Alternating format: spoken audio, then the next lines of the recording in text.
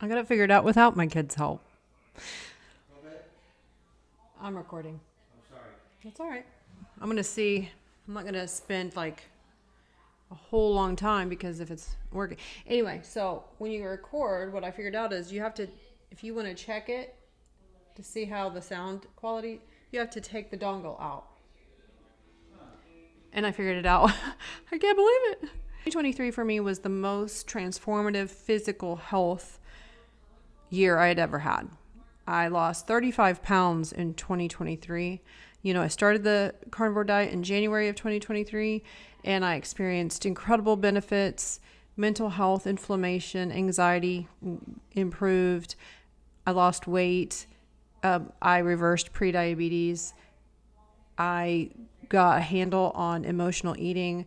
I realized I am an abstainer and not a moderator. Let's see, my sleep improved, my hormones improved, everything physically transformative. And January of 2024 was the first year in my entire life that I did not have a New Year's resolution to lose weight or to go on a diet or anything like that. This year has been about maintaining and settling in to my new and improved health, which is not without, it's not without its own struggles or challenges. I lost another 15 pounds and I've steadied out and I'm in maintenance. Like I said, that's a different beast. So, the work is still there. I still have health and wellness goals. But this year I made the most personal growth and my brain functions the way it is supposed to function, and which allowed me to deal with and manage incredibly stressful decision making, like life-changing decisions. And that started around the first of the year. So if I go back to the beginning of January, it was the first time in my entire life I'd ever struggled with homesickness, like missing people. And when we left Indiana for our visit, we're born and raised in Indiana. All my kids were born in Indiana. We moved to Memphis, Tennessee 8 years ago in August. And the first time we drove from Indiana back to Tennessee home, that I struggled like hardcore. I didn't want to leave. And that had never happened to me before. I always felt, comfort to get back to my routine. And this was the first time I hadn't. So I didn't think a lot about it. I quickly got back into my routine and the girls were, back in school. But around the end of January into February was really a big, big shift. And my kids started struggling with their school, and it was more of the social dynamic, and certain things were happening, and it's middle school, and that is a tough age. It was tough. Finally, a situation happened that we realized, like a thunderbolt, it was, for me, for sure, it was a thunderbolt, that we had to take our kids out of private Christian school to homeschool them. And thinking back on that decision, it's like, oh, well, yeah, why was this such a big decision? But for someone like me who is, invested and in the system of this is how you do it, this is your life, these are the steps you take, and pushing back or thinking about something like that differently was massive. So the first thing that happened to me in 2023 was everything I knew about food and health and nutrition and diets and anything like that was completely turned on its head. This year, January 2024, was, the faith or just the knowledge of this is how the system works completely turned on its head. My family, there's no one that homeschools in my family. We have a few friends that have done it. And our situation, it was not crisis. That's a little dramatic, but it was a crisis. Actually, it was a crisis. It could have really reached a tipping point, a boiling point that would have changed our lives if because of Dale, if Dale hadn't said this, there's something wrong. This is wrong. You know, the school was asking us to provide information we were uncomfortable with providing. So take it into our own hands. And it's my responsibility as a mother, as my kid's mother, to know and to lean into that intuition that something is wrong. And when Dale said that, I was like, no, because I'm a very polite person. I'll get into that later about my personality, but I'm a very go with the flow, like, oh, no, until I'm backed into a corner. And I mean, it has to be a thunderbolt thing to hit me and be like, oh, okay, Dale's saying that there's something wrong. Dale's a great read on situations, on people. I'm not as great. And he's like, no. And then I'm like, no. Like it sets in and then I lash out. So I had to manage that and cope with that. So we had to have some meetings with our school because this is a private school that we paid for my kid, for our kids to go. And we were like, no, we're just taking them out. And I had to overnight, we made the decision they're not going back to that school. And we talked to them about it.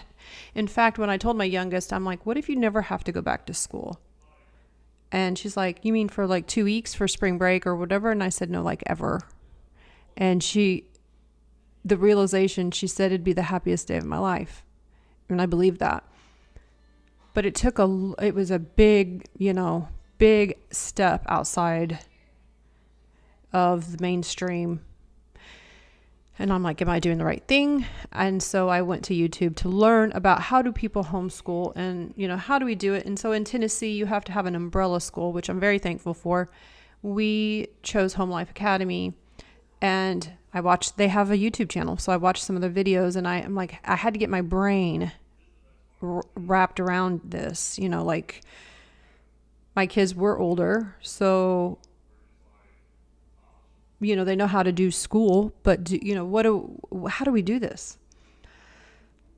So that was massive. And I had to manage the stress from that because it was a sticky situation with administration and it was, we had to cut our losses and bring our kids in. So that was the first thing where I'm like, I have to bring my family back together, all of us. And, so I'm the mom, I'm the nurturer, I'm very nurturing. And not techie, but nurturing for sure. And I'm like, oh, okay. So now that I reflect back on it, it's like, this is the best decision. And I wish we had started it sooner. My older daughter is like me and my younger daughter is more like Dale. Dale's very successful. Dale's very, very smart. I am very book smart. Dale is very common sense. Like Dale can do anything, and I'm not exaggerating. Do you want us to build a house? Okay, he could build it. He would just know. I'm like, how do you know how to do this? And he's like, I don't know. I just know. He can fix cars. He's the guy you want.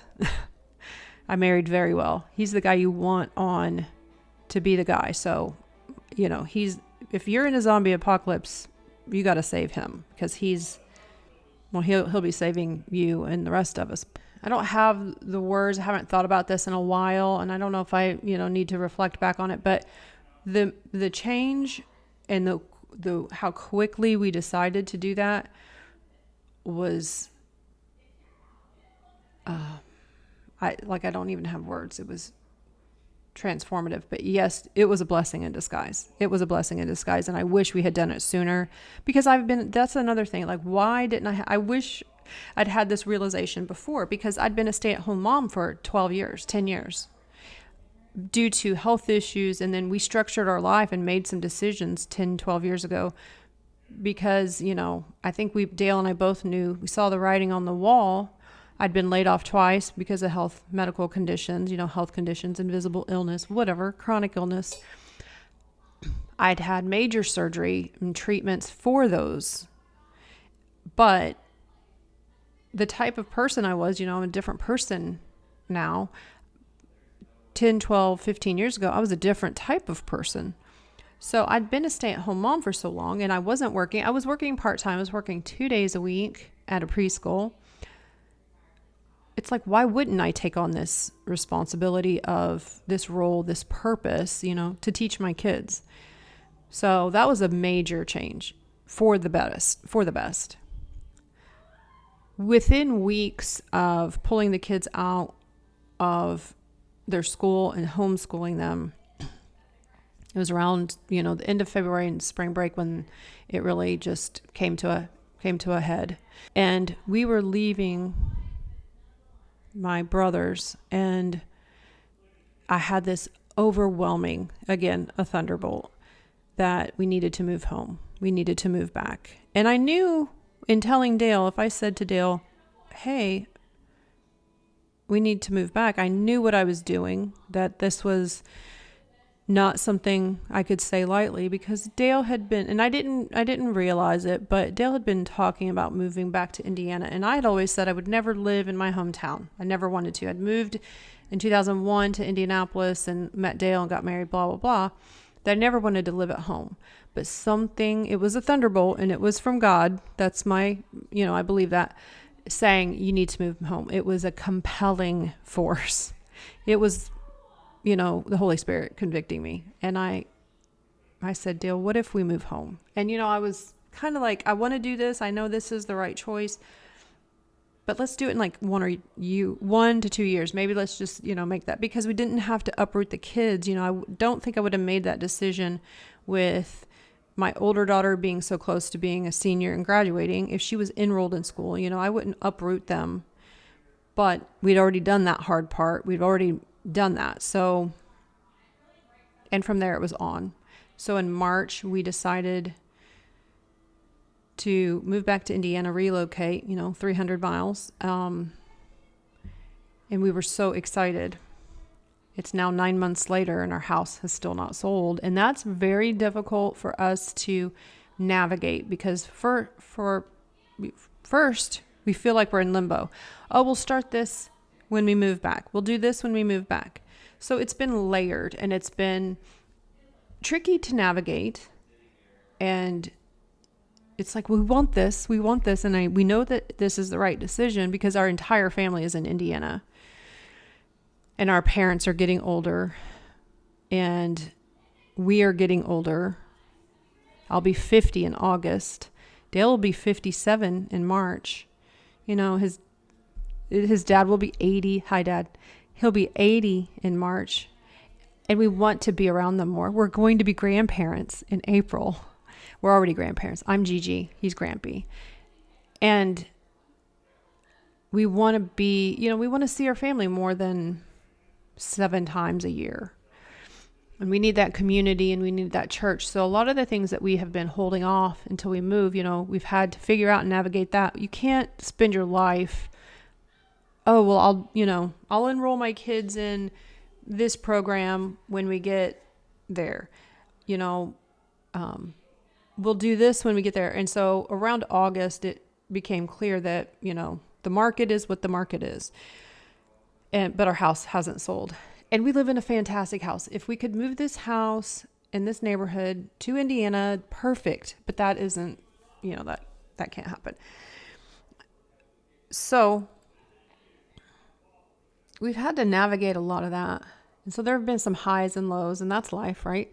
And so here we are, waiting and praying and in getting involved. And, I knew in August we needed to get our kids active in some things.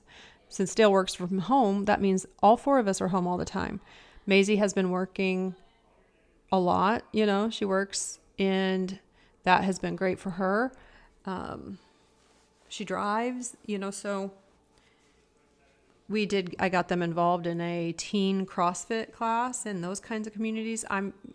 That's what we need, some connections, but I'm also keeping it pretty close to the vest. And we'll never have these years back with them. Maisie became a legal adult in November, which is, that's wild. So navigating parenting, older teenagers is high is it's great, and it's the hardest thing, and it's just different, but it is not, the easiest thing. Lots of, am I doing the right thing? Are we doing the right thing? Yes, we are doing the right thing. And there's a lot of that. In June, we went to a meetup, the first meetup we'd had, and it was in Chicagoland. Got to meet lots of people, community friends, people I've made friends with, online. Yeah, we met online, or we met in a Kelly Hogan group, and we got to meet them in person. We did that in June. Chicagoland, met in person Karen, and Amy, and Dave, and it was just a lot of people. It was so fantastic. Got to meet Taryn, got to hug, and we made connections, and I talked to them every few days, and it's been fantastic. And then, so in August, we went to a low carb for better health event, and Amy and Dave, we met them there, and we drove over. It was over outside of Nashville. It was a fantastic event. Dr. Barry and Nisha were there. Dr. Palmer was there. A lot of wonderful speakers, people I was not familiar with. I had a physical come apart when I met Dr. Barry. Conference room, that we call them a conference room, and where the booths were, and I got to thank him, and he was so gracious. I'm not going to cry. He was so gracious. He's like, well, that's what doctors are supposed to do, right? Is help people and teach them how to improve their health. And I said, well, you did it. You taught me. And I got to hug him and got lots of pictures with him. I got to hug Nisha, got lots of pictures, got to tell everybody that would listen, how I changed my life. And I got to meet and speak to Dr. Palmer, who's like the most compassionate person, one of the most compassionate people I've ever spoken to. And he listened so patiently. And then when I was like unable to even continue speaking because I was overcome with emotion, and Amy and Dave were there, and of course Dale was there supporting me and rooting for me, then Dr. Palmer got to share a little bit about his own personal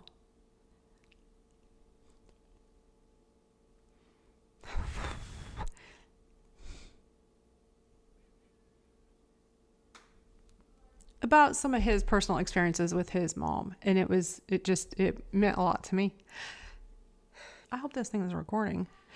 So then that was August, and that was wonderful. So we made a couple more trips in September, and then to Indiana and back, did road trips. And then in October, we went to Keto Palooza, which is an incredible event. That was in Louisville, and meet a lot of new people. Got to see, Dr. Barry and Nisha. Dale got to meet Ben Azadi and got complimented on his hairstyle by a lot of people. We met Chris and Ash, and we got to hug them, and that was a fun story. And it was an incredible experience. And we had the highest of the highs and the lowest. We had some tough things happen, but it wasn't outside of our, being able to manage it. It was just really great. And I learned about myself physically that, maintenance is something, it's not like I lost this weight and this doesn't happen and that's it. There's still something to the health, and I had to figure out some things, and I just kept learning. And my hair completely changed. And I'll do a separate, like I just said, I'll do a separate video on my hair. But I had to learn how to do a lot of different things this year. The first thing I learned in the first place I went was YouTube, to learn about, how do you homeschool? Because I need to see something. I need to see other people doing it. I want to see, okay, this person does it like this, and they have a dedicated curriculum, and their kids do really well. And I did reach out and speak to our friend that has homeschooled. We talked about that, and what works for them and what works, and I had to figure out what works. And so I had to learn how to do that. That was number one. Number two, I had to learn how to style curly hair.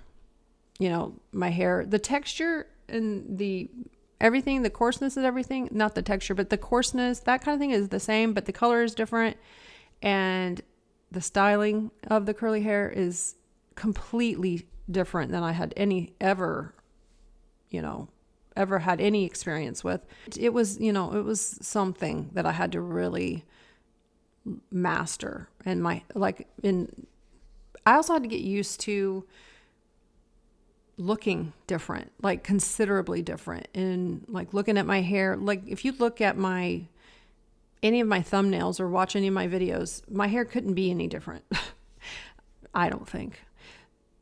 So I had to really start to see myself and work on that, and how it affected, it kind of affected my self-confidence. And I was like, now I look like I look matronly. But I will say that all of my friends and people on social media, very encouraging and saying, hey, I love your hair. It's so cute. And that means so much to me because, like I said, it was a struggle. It was something I had to manage. So managing that, and then that was something else I learned, which in the scheme of things, it's just hair, right? But anyway, that was something that we did, that I went through and managed. I took a personality test, I don't know, several months ago. It's the personality test that Jordan Peterson, I'll have to look into it more, but that was very interesting. So I learned a lot about myself and understanding myself. I think that's even what it's called, but it was fascinating to me. It's like, oh, okay, I have a 98% politeness. That's like the highest politeness you can, rate. I'm a very conscientious person, and I'm conscientious, and it helped me know, okay, this is something that I might struggle with, confrontation or heading things off at the past. But now that I know that, I can work with that information. So I learned a lot about that. That was so fun. I read some good books. Sophie and I got to have experienced a lot of fun things, and had to manage how we were going to... It's me, the queen. Leave that in. How we're going to manage things, and how we're going to manage being home, all of us home all the time.